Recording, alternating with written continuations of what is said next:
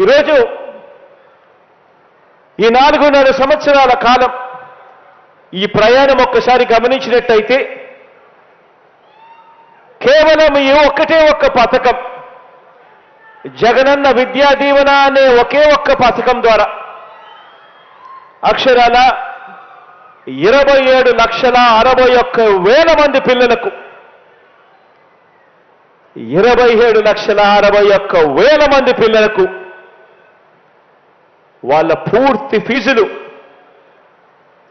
ఏమాత్రం కూడా ఆ పిల్లలు కానీ ఆ పిల్లల తల్లిదండ్రులు కానీ ఏమాత్రం కూడా ఇబ్బంది పడకూడదు అని ఆ పిల్లల తరపున ఆ పిల్లల తల్లులు అంటే నా అక్కలు నా చెల్లెమ్మల తరపున ఆ పిల్లలకు ఒక మంచి మేనమామగా